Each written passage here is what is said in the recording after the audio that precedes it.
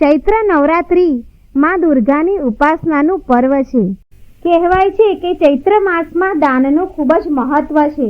આ માસમાં કરેલું દાન, જપ, તપ, વ્રત, ઉપવાસ અનેક ગણું પુણ્ય ફળની પ્રાપ્તિ કરાવે છે. કીડીઓમાં વિષ્ણુ ભગવાનનો વાસ હોય છે. ચૈત્ર મહિનામાં કીડીઓ આખા વર્ષનો ખોરાક ભેગો કરે છે.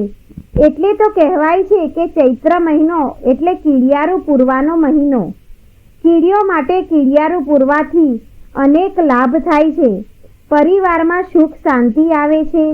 ઉપરાંત કીડીને કીડિયારું પૂરવાથી વ્યક્તિની દરિદ્રતાનો નાશ થાય છે. પુરાણોમાં કહ્યું છે કે ઈશ્વરમ સર્વભૂતાનાનમ, એ પ્રમાણે પ્રાણી માત્રમાં ઈશ્વરનો વાસ છે. એ માટે ચૈત્ર માસમાં પૂરવામાં આવતા કીડિયારાનો અધિકથી અધિક મહિમા છે. કીડિયારું બનાવવાની રીત કે કીડિયારું તમે કેવી રીતે બનાવશો? બાજરાનો લોટ, રવો, દળેલી સાકર, સફેદ તલ, થોડું ઘી, આટલું કરો એટલે કીડિયારું તૈયાર. અને આ કીડિયારું જ્યાં કીડીઓ હોય ત્યાં માટીનામાં ત્યાં નાખવાનું હોય છે. એટલે તમને પુણ્ય ફળની પ્રાપ્તિ અવશ્ય થાય છે. આશા છે કે તમને આ માહિતી પસંદ આવી હશે.